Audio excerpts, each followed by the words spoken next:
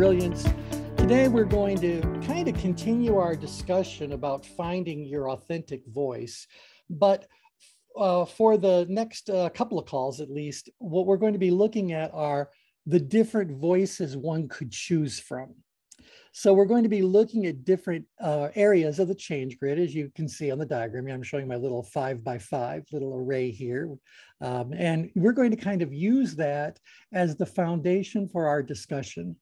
And we're going to choose one of these blocks. And I'm going to ask you guys to tell me what you know about that area of the change grid. And to kind of help us along that, I might click through some of the other layers to say, well, what are you pulling out that you might be able to share just from the layer that gives no divisions, but simply says, hey, you've got these perceptions going on. So is there an insight you can add there? Is there an insight you can add based on the level of tension? Is there some additional thing you might share based on intensity or based on the two together or the quadrant you're in or the energy you're experiencing? You know, what I've noticed is that people who learn to read a change grid tend to have a couple of layers that they really favor. And those are the layers they have a tendency to share. And I'm guilty of it myself. I generally talk about only 3 layers when I'm doing a reading with a client. I talk about the 5 levels of tension. I talk about the energy they have around it, which are the 16 energies they've got going around it. And I talk about their level of engagement. Those seem to be the 3 out of, I think we use 8 routinely when you're looking at a change grid report, but there's a lot more than 8. These just are the ones that we tend to use. So I'd like you guys to kind of weigh in on that. When you're looking at a change grid or you're using a change grid, or even those that are quite new to this whole subject, you've been exposed enough that now you have a little bit of a sense at the very least of what happens in different areas of the change grid. So do you guys find yourself favoring certain layers and not even remembering the others exist or putting much emphasis on them? Anybody? Yes. Yeah. I think I could use intensity a lot more. Yeah, I think intensity, because look, to me, when I look at the 5 levels of tension, I go, well, how very interesting 5 levels of tension are. And you know what? We've looked at many models, we've talked about them, that just talk about 3 levels of, they don't use the word tension, but their version of that same thing. So when we talked about the Yerkes-Dodson kind of performance kind of curve, they would say that way up top, you would have too much, their word was arousal, too much sensory arousal to be able to be very productive. And if you were down in apathy, you'd have too little sensory arousal to pay much attention to what's going on. You needed to be in power where you have a moderate level of that sensory activity. Again, they use the word arousal, but that was 120 years ago. So, there's lots of models that do that. And, you know, we talked a little bit about flow and what Csikszentmihalyi decide to put upgrade and downgrade, you know, but I look at this and I kind of go, if that's the only story we're going to share with a client is, hey, as far as activity, whatever is concerned, you're in power stress. And we don't give them any sense of subtleties or nuances or anything that would be need to be factored in based on where in power stress you fall. I don't know that we're much more than a parlor game. Are you guys with me on this? I mean, it's interesting. I'm not saying it's not interesting to know what level of tension you're experiencing and how that might be impacting you. And there have been books written that go no further than that, like the C zone, peak performance under pressure, just said you're either going to be in the panic zone, the C zone, which is confident and committed, that's in the middle, obviously, or you're in the drone zone.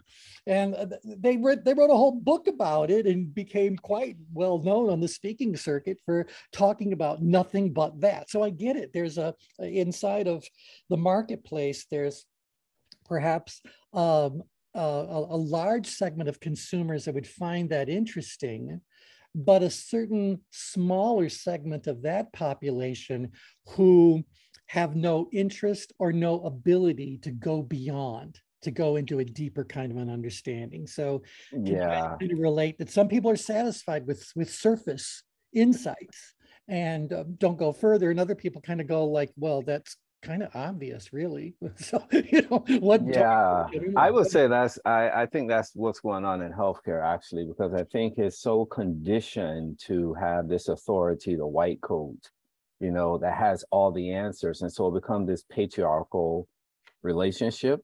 Yep. But I always think about, and I've always said, even in medical school training, that, okay, we understand the physical aspect, but there's a mental and emotional connected to it. That's what my research was, the neurobiological aspects of human behavior. So I was more interested in, okay, you have someone who's like construction worker or, a miner, they're doing physical work.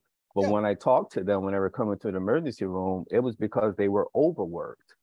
Right. So that's how they severed their hand, because they were working double shifts. That's a mental and emotional aspect. That's right. Yeah. Right. That They led to the physical. Distracted. They become numb to exactly what they're actually going through. And I can share my own story. Nothing happened to me, but, I've been working on this big backyard landscape project, and part of it involves using an angle cutter. Now, I don't know how many of you on the call have ever used an angle cutter.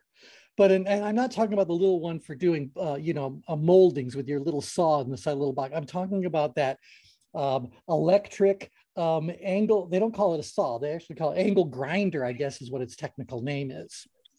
Well, if there was ever a tool that a simple do-it-yourselfer should have to go through a safety program on, it is that tool. So, have you guys used one before?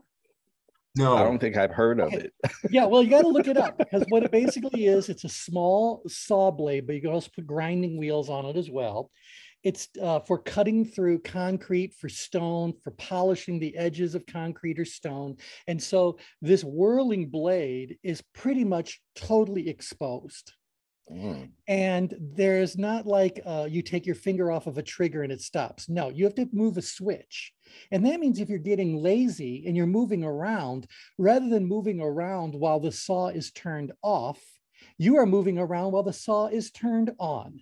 And if you're not really thoughtful about where are your hands and where is that blade that's moving, you could probably, sever an artery with little effort put into it. So. Wow. Yeah. So I think you're absolutely right. It's like you're using these tools or going through these procedures that are very much in need of your undivided attention, but you do it long enough and it becomes its own Zen sort of state.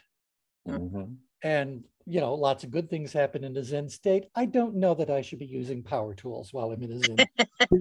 That's probably why there are so many industrial accidents, because people become apathetic to the repetitiveness of it and they lose focus. Right. Exactly. And that's what happens. Perceived challenge comes way, way down. Perceived ability goes way, way up.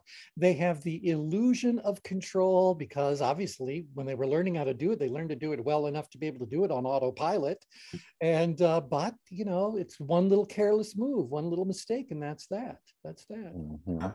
I remember we bought a big paper trimmer, like a proper printing company would use to do the final trim on things that they'd produced. And the one thing I always wondered was, when I put the paper into the cutter ready to be cut, it'll cut a whole stack. It would cut several inches of sheet paper all at once.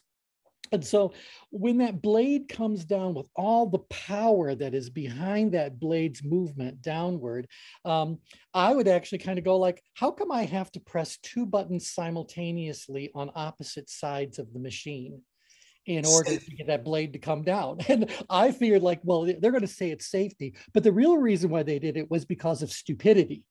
And so somebody at some point cut something other than paper. No doubt a lawsuit followed. So we'll call it safety, but it's really because people, I'm not saying they become stupid, but they kind of become stupid when they become too comfortable performing any particular activity. Doesn't that make you afraid to get into a car? I mean, everyone out there, I don't care if it's an autopilot feature they got from Tesla, these drivers are on autopilot. And so stuff happens because of that. At any rate, going back to my initial spiel, not my tangential spiels, but and I always feel like I'm not doing my client very much service if I'm only going to talk about one layer of the change grid. And that would hold true for probably all the layers of the change grid. I mean, a couple of them we've talked about as standalones because it was particularly important to the client. Like I've done a program around nothing but the engagement layer because the client said our people aren't engaged. They're all, going through the motions, but no one's in it to win it and all that sort of stuff. And what can you do in 2 hours? Well, in 2 hours, I can present the engagement rings as kind of like a standalone layer. Don't even need to tell them about everything else that could be in a change grid, but I'm not giving them a full picture. All right, does that bother anybody else? Did you kind of feel like, on the one hand, I don't want to drown them, but on the other hand, I think I need to go beyond the superficial. Mm-hmm. Yeah. Otherwise, what am I? What am I? Right. But I think it goes back to your point, does it not? Of, you have to meet them where they are, right? Right. And, I'm sorry. I mean, how often do we say to people, well, you seem stressed? Well, is that a full, it's like, wake up, dang, you're way down in apathy. I don't think that's enough. So what I want to do in this exercise with you guys is to get you to describe, instead of regions on a layer that we have already mapped out and talked about in detail, can you read through all those layers simultaneously, choosing a simple region of the change grid? So that's the technique. That's the exercise that I'd like to go through with you guys today. So if you'd find that interesting, it'll make you a much better greed ritter. Greed ritter. Did you just hear me? I actually just said greed ritter. Wow. We were tracking you, T. Yeah, exactly. Wow. I want to see the official certification document for that. I'm saying, right. It reminds me, wow. Years and years and years ago, I was living in Ann Arbor. I was a young man at the time in my 20s, maybe early 30s. I lived there for about 9 years. And I was at a meeting at the university, U of M, and we were talking about trying to promote something. And they were talking about putting it into the Michigan Daily. And I said, how often does that come out? It's like, and then I instantly caught myself and went like, what did I just let my mouth say? And by the way, this is in front of like 200 people. They're all, and I'm kind of going like, well, how often does that come out? It's like, it's the Daily. Oh, never mind. All right. So anyway, that's our little exercise. Now, as we work our way through this, I'd like to, as much as possible, kind of keep our discussions contained to what's going on in a particular region, because I think I'm going to have this call transcribed and then outlined, and then I can give you guys as a reference tool what we all came up with for each of these 25 blocks. Would you find that a useful tool? Very cool. Yeah. So we got to do that, but the easiest way to do it, for the sake of the editors and the transcribers, we need to keep our conversations as contained to a region as we can in order to do that. Okay, fair enough. Yes. Yep. So I figure we might as well start with what we'll call section 1, and section 1, we'll put it right smack dab in the middle of the change grid. All right, so I don't know what else to call these, blocks, whatever, but this little section right here, section 1, the exact center of the change grid. Now, any one of you can tell me, or I wish chat was working, you could type over to me, any insight you think you might share with a client about being in the center of the change grid. So to give you some sort of context, let me just give you this as the scenario. You've asked them 2 questions. Let's say they're talking about, I don't know, retirement. Doesn't really matter, because the 2 questions you asked them were on a scale of 0 to 12, with 0 being low and 12 being high, how do you rate your ability to get your whatever, your retirement, to turn out the way you want it to? So the verb is really getting something to turn out the way you want it to. That's the activity. And then the challenge is, obviously parallel to that. How challenging is it for you to get that situation to turn out the way you want it to? So I'd like to have that kind of just in your thought that what people are really looking at, the situation, it's situation independent, if you will. So they might have a lot of different situations that they're evaluating, but the questions they were asked was, how do you rate your ability and how challenging is it to get it to turn out the way you want it to? All right, so they responded, and we'll say any set of coordinates inside of that square. So what is that? Between 5 and 7 for ability, between 5 and 7 for challenge. So right there they are in the middle. What might you say to them about that? You're peaceful. Yeah, I was going to say peaceful. Like there's no sense of urgency. Well, maybe a moderate level of awareness, though, because they are in the middle of the engagement rings. So they've got to be thinking. Yep. So something's going on. So let's go ahead and jump to that layer for just a second. Where'd I put it? Where'd I put it? Are you it? No, you're it. No, you're not. You're it. There's too many layers. Okay. So as David pointed out, the lion's share of the dots inside of that little section there, little square, are in the awareness level, and maybe they're a little bit into intention, maybe in the perfect outgrid location there, they'd really be in the center of intention. But you're absolutely right. There's an awareness of what's going on around you. Take it further. What else might you say? It's not just an awareness, but there's a detached awareness. It's like that's a den of Zen, so to speak. Den of Zen. There it is. There it is. I love it. Yep. So I'm able to observe what's going on. What do you think is happening with all of my sensory receptors when I'm in the middle of power? You're balanced. Are they all working? I think they're all working, yeah. All working now. Yeah, it's true. Higher levels of tension might give us heightened activity in certain sensory, what would you call sensory factors, sensory inputs, whatever. Like maybe if you're in a high stressful situation, your hearing gets very much heightened, your visual sense gets somehow heightened.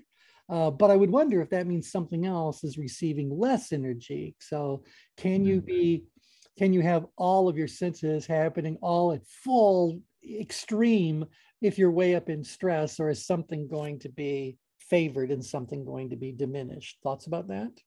Typically, something is going to be favored when you're up there, because it's going to be based on that situation and based on what we used to call in the laboratory an app. So based on these strong associations, patterns, programming, something that's connected with that event, your perception of it. Sure. So it tends to be localized to that, and that's what it's localized, but it's exacerbated to the extreme degree. Yeah. And so I would think that if the further upgrade I go, the more visual I'm likely to become, and the more auditory, I might get tuned into little sounds happening around me, something like that. But I would imagine my sense of taste is being subordinated. Exactly. If I'm in a learning building, I would like to think my nose is working fine. Taste, digestion, all those things. Because remember, when cortisol is present, you're marshaling all your resources when you're in this amygdala hijacking state. Yep. So if you ever notice, like when you're truly upset, it's very difficult to eat. Like you'll feel a lump in your throat because you don't have any energy. Those processes shut down and allow resources to be expended elsewhere. And your body is trying to tell you, I don't want exactly. Right. I got other things to do.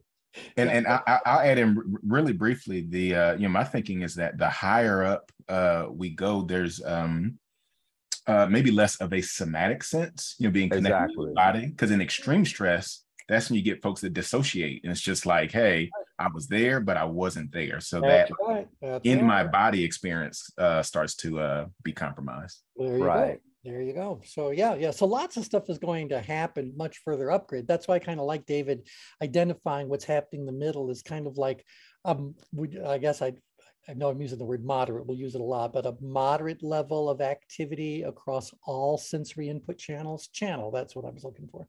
Sensory input channels. Would you guys agree with that? Yes. Yeah. So you're being a good observer in all the different ways that we can observe something through our 5 physical senses, or our 6, depending on how evolved you all are as individuals. So yeah, some of us definitely have got a 6th sense. And so it's a good spot to be in for this particular scenario, as you described, because then they realize that they have options. They're not stuck on just, one size fits all towards, planning their retirement. And I think that's a good spot to be in. That's right. That's right. Now, it's such an interesting moment, because part of me wants to say, well, how does that change if we go just up 1 square? But then I'm thinking about the poor editor, who may very likely be me, who has to sort through all this kind of stuff. But you know how I'm a big believer that we should really obey one major rule. You want to remember the number 1 rule of all things tension management?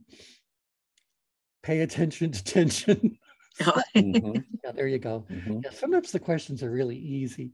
So yeah. So I thought maybe I could go up there, but maybe I should stick with my little pattern. And then I'm going to introduce a totally different tangent, because I just saw something on my desktop. Maybe I did, maybe I didn't. No, never mind. I'll show you some other time. Linda sent me something that we've just celebrated our 12th anniversary of holding the federal trademark and registration on the term tension management. So isn't that cool that when we talk about tension management, the government recognizes us as having that as a thing that we own. That's very cool. It's very cool. It's very cool. I mean, it means something for you guys. I mean, it costs money to turn something into actual formal intellectual property, and it might be for my benefit, but it's also for all of yours. You guys are the ones that are certified to do this. So might be nice to say this is something that really is unique enough that the government's granted. So you trademark tension management and productive tension, or is just tension management? Oh no, tension management, productive tension, ChangeWorks, path of self-discovery, the change grid, master stream, the path of self-discovery. These are all federally registered trademarks. Oh, wow. So it's not the TM, it's the R in the circle. Right. And along with that comes a C in a circle. But it's right. Yeah, no, these are formally registered trademarks. Excellent. Okay. Anyway, so there we are in the middle. So great. So that tells me you guys know a bit about the awareness level. Let's go to a different level and tell me, well, what might you share with them based on, drum roll, please. Let's go here. What would you say to someone if you were going to look at at this particular layer? And by the way, again, I've already stepped into the confessional. I only talk about 3 layers, and I invented the thing. And so, but this one I might bring up if they've got a lot of things plotting where. When would you probably talk about this layer? If they've got plots in the danger zone. Otherwise, if they've got some in the danger zone, now there's really something to say. But because I want this to be the Gifted Students program, what do you have to say about this block of nothing in the exact center, and a whole lot of other places, but in specific, this one about the exact the center? I would say it's about choices to not basically to utilize a lot of areas of the grid. If we wouldn't necessarily be discussing it that way, but to utilize a lot of areas of the grid safely and effectively. Yes.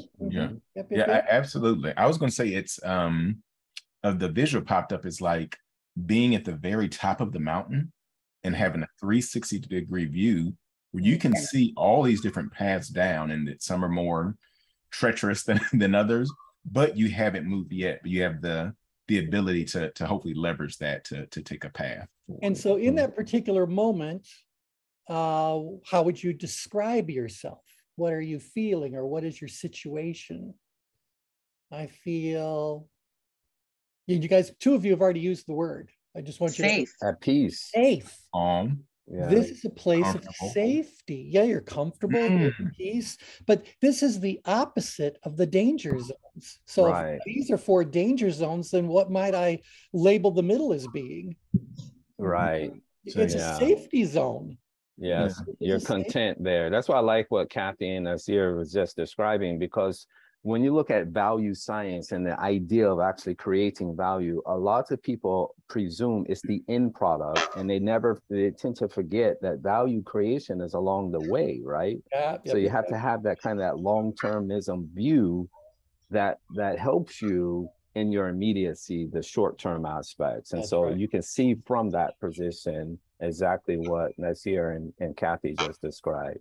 And I'll say, and adding on, because that because there isn't this high level of activation, it's kind of right middle of the road. This is where I guess the epitome of quote unquote psychological safety lives within a person or a team or an organization. Right. Now, what other words might you use to describe this place? So I like what you guys are saying. I want to hear a little bit more languaging, like you're talking to your client about what's going on with them when they're here. So right now, you're feeling, you might be thinking, you could be what? What else might be happening here? Let me hear. Put it into dialogue form, delivery form. I would use the word perspective. Okay, Tom. Yeah. So you've got perspective from the standpoint that, drawing on that notion of safety and being able to look around and have options. You're able to see the big picture from this standpoint. And so to me, that's perspective. Very good. Okay. Any thoughts? Yeah, I mean, could it also be a? Oh, go ahead. Go ahead, Tim. No, I was just going to ask, could it also be a sense of false security? Because if they are at that point of retirement and thinking about what that may mean for them, it doesn't necessarily mean that they're taking action, that they're considering, what might that challenge them with, what things they may need to be concerned about, and do they actually have a plan that they're ready to execute? That's a very good point. But I'm going to ask you guys if that actually lives in a slightly different spot, or if it is something that could very well be happening. Because again, we're talking about a world of perceptions. And is it possible that no matter where you are on the change grid, your perceptions could just be wrong? You guys with me on this? I mean, it's possible, I think, that no matter where you are on the change grid. That never happens. Right, like your perceptions are wrong, or maybe your perceptions are right, but your disclosure of those perceptions or your whatever, you're kind of lying to yourself or to others, you're kind of denying whatever it is, but you're putting forth to the world that you perceive yourself as being here. So is that possible? Yes. But would you guys think that you could detect that in a client if they were presenting themselves in that way? Do you think you're going to be seeing, the words might be saying, oh, I'm all set in the middle, but what do we know about words, the words themselves, when it comes to information being conveyed? You guys remember that from your communications training? All right, I'll give you a little bit of hint to it, that we receive and share information in 3 kind of different ways. And so how do I, wait, let me see if I can figure out where I want to go with this before I lead you guys down the wrong path. We say that we're picking up cues from people based on things we see, physical things they're doing. So there's this physical pathway. There is this tonal pathway, and then there's a verbal pathway. Oh yeah, I remember that, because I think it said face-to-face communication. When it comes to face-to-face communication, that only 7% really has to do with words. Right. The And 93% are those other, the tonality and the other things that you talked about. yeah, and I think the numbers, although I'm sure there's debates about it, but I remember it's like 55% of all the information we're gathering or conveying is coming through that physical channel. Yes. Yeah, And body so, language. right. So the body language is predominant. And I believe the body language contains elements that are not very easily consciously controlled by the individual. Yes. Yeah, absolutely. Yep. Right. And so one of the things, if you guys think back to your training, well, part of it I did, although I think this is taught in a lot of different communication skills program, is that the body never lies. Exactly. So they can be saying everything is just fine and dandy, but you notice that their foot is bouncing up and down. Well, what's their foot telling you? You're nervous about something. There's perhaps. nervous energy going on or whatever. And so and then you get to tonality. Well, tonality is all the things that are happening with your voice or with your verbal exchange without the words themselves. So this is about volume and tempo and pitch and filler material and grunty sounds and all that other stuff that comes along. It's all those non-verbal, I don't want to say that, it's non-word sorts of verbal qualities. It's non-language. See, and I even think about languages having elements that aren't related to words. So, yeah, but that's a good observation. Yeah, but anyway, that's what we're saying. Like, words are only worth about 7%, and words are about the only thing you can really lie with. I think that you can lie with some tone of voice. Like you guys might think like, well, I'm trying to convince so-and-so to do such and such. I need to come across with a lot of authority. And so maybe you'll take on that tonality of authority. Well, you might even take on some physical postures of authority. But even if it's a lie, while you might be taking on certain postures of authority, what other physical elements might be conveying a very different message? Respiration, heart rate. Respiration, heart rate, Where maybe your where my eyes are going, right? So there's all sorts of things that are going on there. And so I would say to you that those of us that are in a real human development, or direct individual interaction kind of thing, we are watching every pathway available to us at the time that we're with them. And so their words might be saying whatever, but their tone of voice could be saying something different, and their body language could be saying something entirely different. Yeah. We want to notice those differences so that we can ask questions about the incongruity, just to get to the truth. Yeah. Right. And that happens automatically through the autonomous nervous system. So somatically, every thought and feeling we have, something is expressed physiologically in the body, whether you want it to or not. Yeah. And so maybe it's about the amount of moisture in your skin. I don't remember all the things that a modern lie detector test is actually measuring on you, but I know that body moisture is one of them. Something about the amount of tension in your muscles, or like, are they relaxed or are they tense? So I just was, watching one of these little true crime sort of things and thought like, really? I didn't know a lie detector could do all that, but apparently they can. All right. So I think that what it is we would say that when someone is genuine in their perceptions, is accurate in their perceptions, that we would see full congruence with this middle placement on the change grid, right? So they would be saying words associated with the middle of the change grid. They would be using such tonality. They would be using such, body positions, etc. So I'd say they would be congruent here. As we move away from the center of the change grid in any direction, what do you think happens to the congruency between those three different pathways of information? Yeah, it starts to become somewhat, I won't say distorted, but it's minimized. Yeah, well, and so they're becoming, I would say that as you move away from the center, you become increasingly incongruent. That would probably be right. Now, maybe you're doing it deliberately, maybe you're, it's just something that's just naturally happening. But I think that it's, this is that place where we are the genuine us. And so congruent would have to be one of the things that we describe, something there. Yep. Thoughts about that?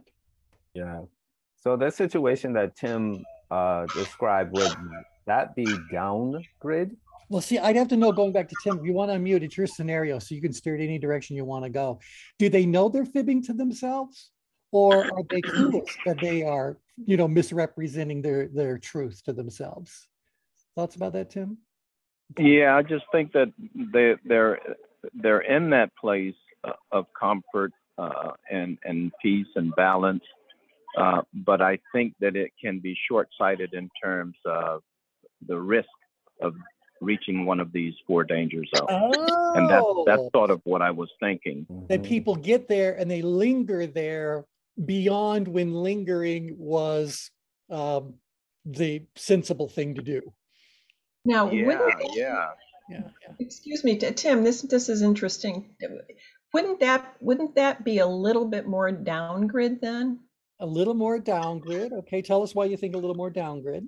Well, I mean, there is the point that they just don't see what they don't see.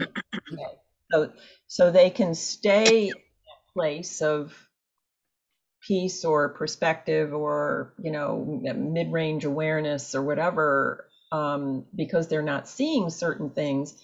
But I also think that human beings feel things, and regardless of whether they are ready or willing to articulate it, either they might be denying what they're starting to perceive from other channels. I don't know if this is making sense, but it could be a kind of denial. Yeah, and yeah, I think you're right, Kathy. Yeah, I think it could cause them to go down grid, and I think it could potentially carry them in any of the four directions. It's just a matter of what that situation and scenario may be. Well, this is an interesting conversation, because now we can talk about this idea about being attached or detached. In the scenarios you've described it, Tim, do you think that person is feeling detached from the situation, or are they really attached but presenting themselves as detached? Yeah, I think so, because and this is interesting because I was having some conversations just in the last couple of days with folks that are moving into retirement, and as we began this discussion, I recalled the joy that they had about it, but I don't know if they are really prepared for what that means and what it may require of them. Can they financially sustain themselves once they do retire? But they're in a place of peace and comfort mentally around the fact that, oh man, after 30 plus years, I'm finally done with this thing and I'm gonna go off into the sunset. Do you really know what's over there? Right. So yeah, I think Kathy's right. They could go down grid, but I think that they can go in the other three directions as well. So they have an assumption of the things are in control that'll give way to an illusion, even though they are continuing to represent themselves as being in the middle. But I think that's a great way to say it. What Tim just said about there is an attachment to the idea of it. Yes. So they are mentally in a certain place, but emotionally they might be somewhere else. Right. See, I think that comes like a sense of protectionism. Because I remember talking to a patient about all this predictive medical technologies we have out. And so it's not going to be uncommon to find a centenarian any longer. And they literally almost went into panic mode because they're like, I don't know, what do I do in the future? Everything's Bitcoin and this and this. And they had this grand narrative about future retirement. So they were very close to it, but all of a sudden, just mentioning that the possibility of living longer, they're like, what do I do? How do I plan for it? So at one point they feel comfortable where they are, but then, they hide behind that in terms of actually doing something to prepare for the future. Okay. This is really, really good. So let me throw a question to you guys, then 2 questions. As professionals, how would you rate yourself at being able to detect when that individual is the congruent self, really in the middle, and when are you of the belief that you are not hearing something that matches what's really going on? So do you guys think you already have the ability to do that? You think you do that pretty well? I think you can do it by asking a series of questions and by really observing. I mean, I think this is where the physical. Right, but Kathy, let me just interrupt you there. Even before you decide to ask questions, have you decided to ask the questions because you detect there is something? Absolutely. Yeah. Absolutely. Yeah.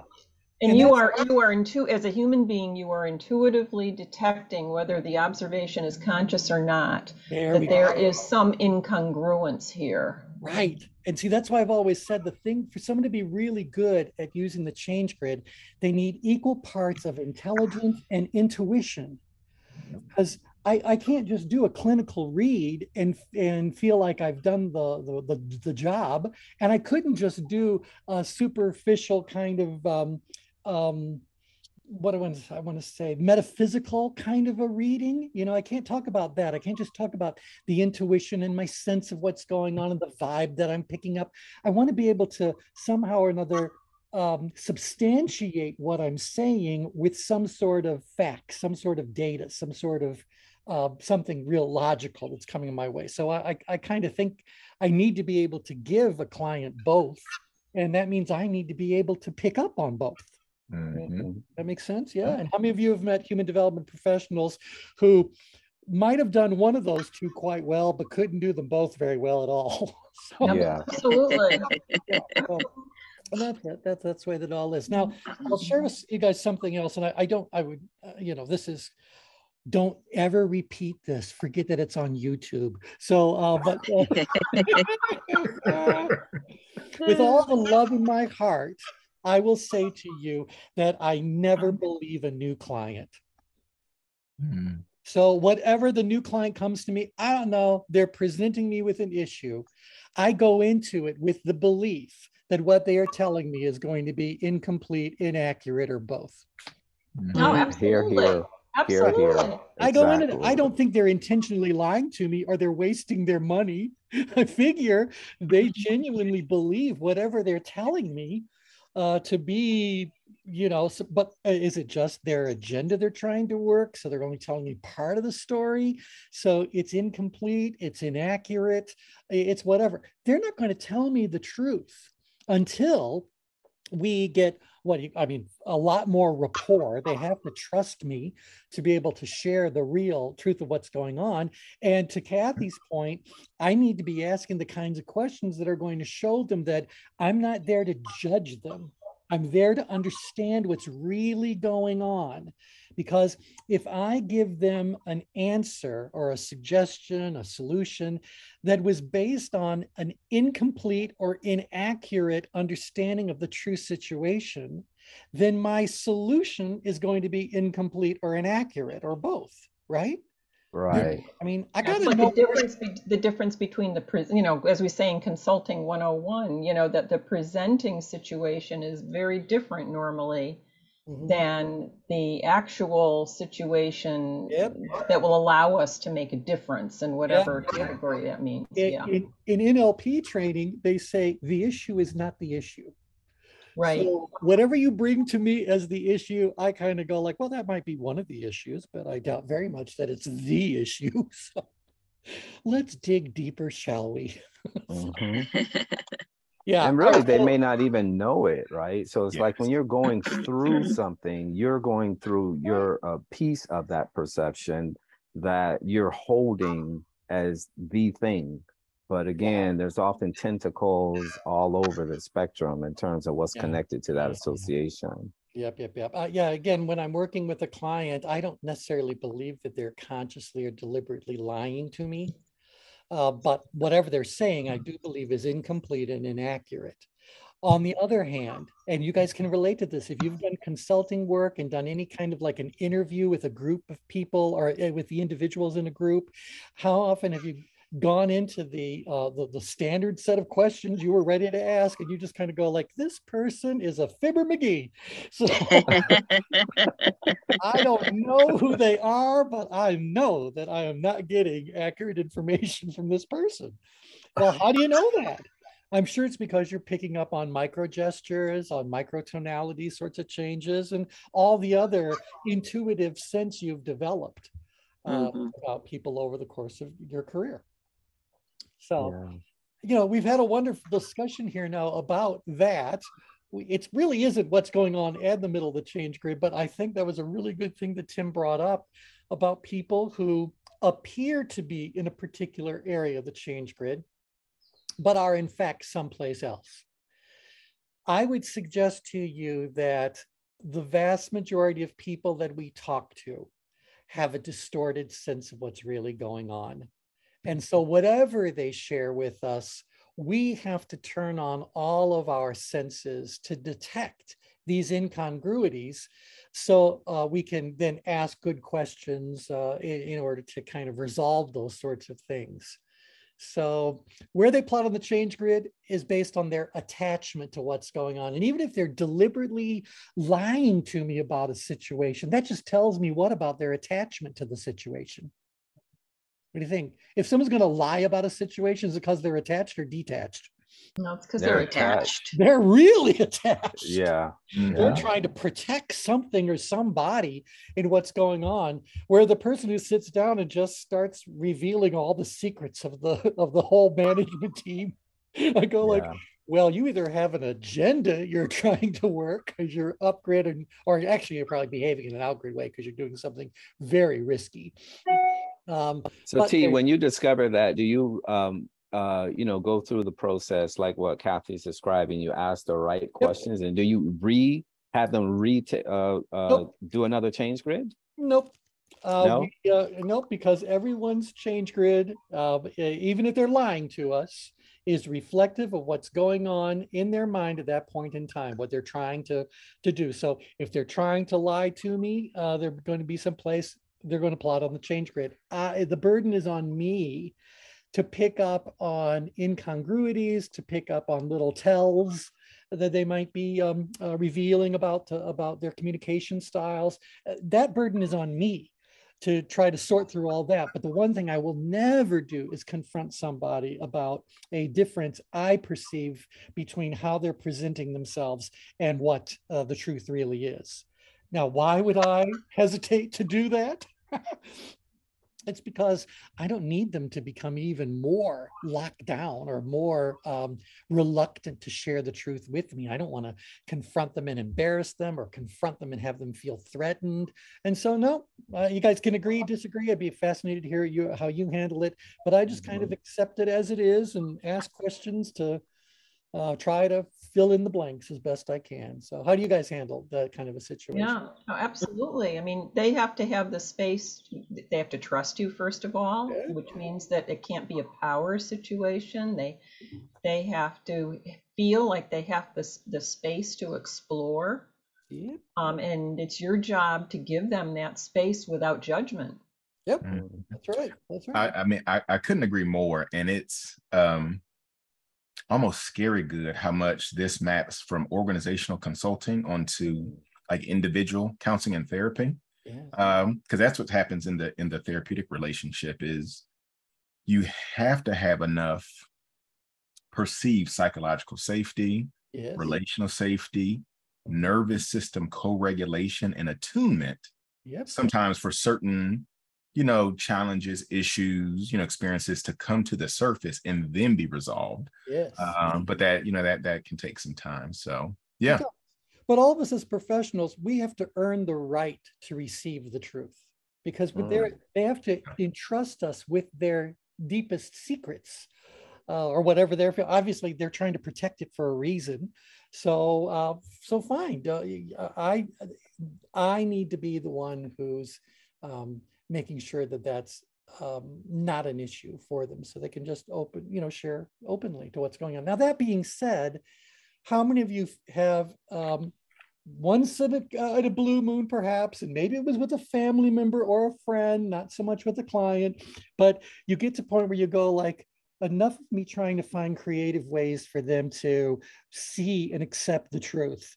I'm throwing up both hands. I'm just going to hit them with a come to Jesus meeting. You know, Yes. I'm going to do an intervention. Yes, especially with family. Oh my God, yes. Yeah, yeah. Now, I would be reluctant to do that with a client because part of my, you know, the business side of what we do, you guys do recognize that the longer it takes someone to get to clarity and resolution, the higher your revenue is going to be. But that's not our real goal, right? It's like, obviously, if we were just looking for some way to get people involved in a human development relationship that would linger forever, we all would have become, I don't know, Freudian psychologists. Yeah. You know, where it's assumed the treatment is going to be measured in years of what psychoanalysis and all this. So Yeah. you know, that's not what we did. Yeah.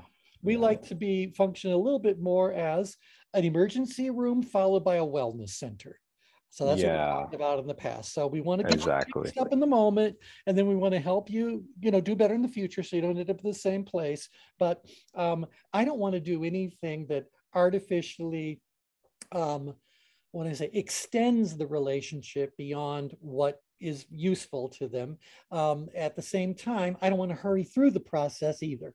So again, the burden is on me to be sensitive, to read where they're at in their evolution of their awareness and willingness to take responsibility for what's going on. But all that being said, have you had to have the occasional intervention where you just, you know, you don't cushion anything you're saying. You just say, you need to hear this. And, Yeah. I'm a work in progress with that when it comes to family, because it's tough. You know, they always call me like for this advisement in terms of what's going on with them medically, but then they don't follow through. And I just lose it at that point. I'm like, why do we keep going through this? I have tremendous amount of patience when it comes to, you know, the foster care kids that I adopted, or when it comes to a patient, but when it comes to family and I know you, right. I was just, okay. Let's cut to the chase. Exactly. Yeah. Exactly. Yeah. Well, and unfortunately, one of the biggest costs that we risk incurring is that they killed the messenger. Yeah. And so there's been plenty of times where confronting a friend ends up costing the friendship.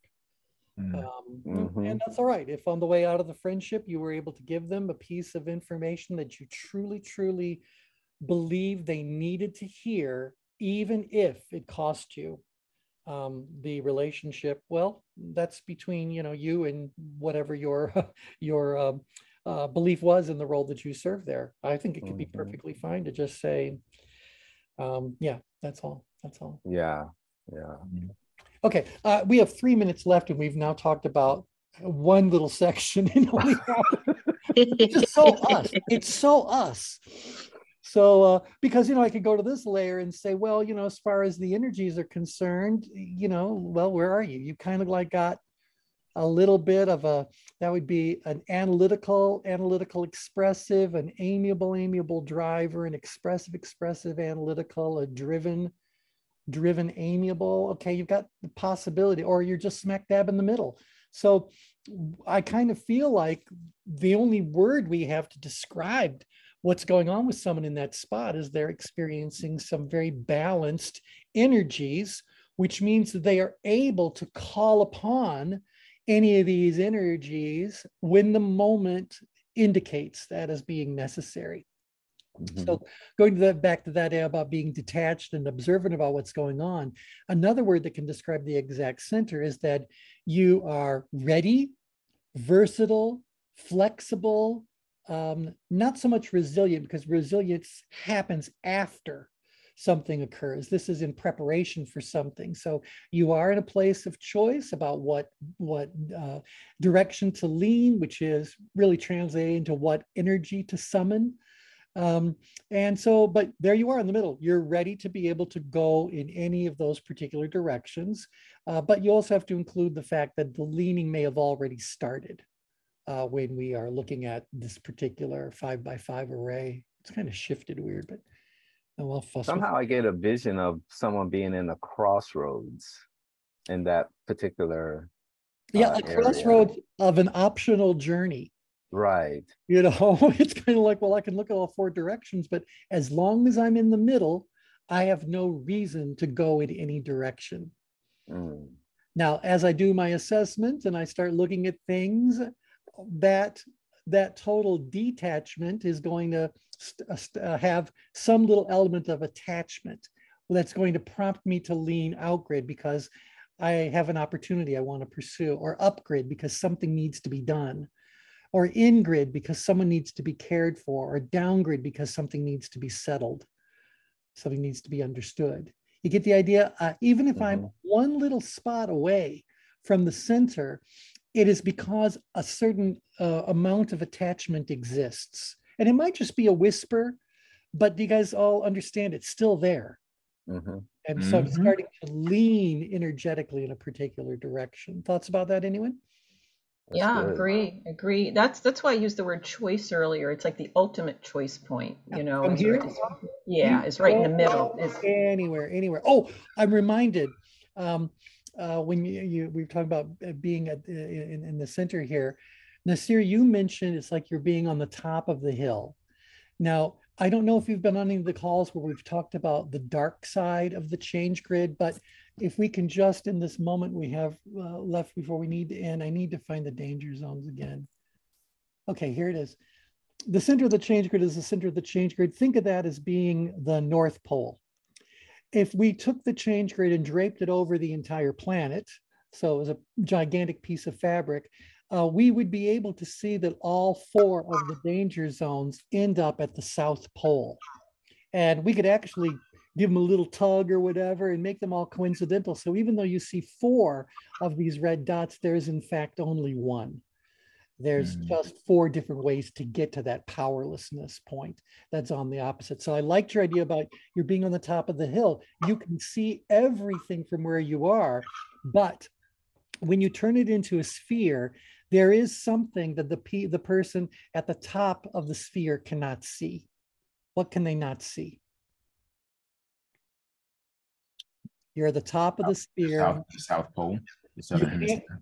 Yeah, the South Pole for sure. Pole, You can't see anything below the equator. Mm. Right at all, right? Because it's blind to you. So you're up there. So it's interesting how sometimes when we take this great position here, I want people to understand that their range of view is going to be affected. Being in the center does not mean that you can see and understand danger zones that are happening. It may very well be that there is something going on that is outside of your scope of vision or whatever. Now we can correct that by asking ourselves deliberate questions that would get us to look about these four extremes. But nevertheless, if we're going to use this metaphor of being a sphere, then we can't see through the planet unless you guys want to make it a crystal ball. Do you want to make it a crystal ball? Absolutely. I could build a case for that. I really, really could. So maybe that's it, that those of us that are fully trained in these things have the sphere be a little more transparent, translucent, we can see a little bit better about what's going on, even at those places south of the equator. But I think there's a lot of people who think they understand what's going on, but they really only have the view that's available to them from where they happen to be standing. Yeah, I think that goes back to Tim's way earlier point about, do you not see something that's going on and are in the middle, just don't see what's the possibilities. Yeah. Yeah. And one example I'll throw out to you guys, I know we're a couple minutes over, so I'll end very soon, but I wonder how many of you have ever known someone who genuinely believes that they are living in this center change grid kind of thing where, it's like you remember the old Wella Balsam commercials where you've got butterflies flitting around, cartoon butterflies flitting around in your little woods, and everyone's very calm and peaceful and everything's beautiful and harmonious and serene. And, you're living in the right new age community and you're doing all the proper Zen sorts of practices and you're all very much right here. How many of them are oblivious to what might be going on with these perpetrators, you know, or the with all the stresses that are going on. I mean, they might be totally tuned out to whatever is happening in these extremes. And yeah, unfortunately, yeah. And by the way, going back to our discussion about negativity and positivity, that would be toxic positivity. So the place where positivity is blinding you, or is so much, you're using it as such a powerful escape that you're escaping from things you really need to know. Anywho, okay, time's up. So, well, at this rate, we'll be finished 12 weeks from now. That's okay. It's a good discussion. All right. So thanks, everybody. Thank you. Wonderful. Take care. Talk to you. Thank you. Take care. Bye-bye.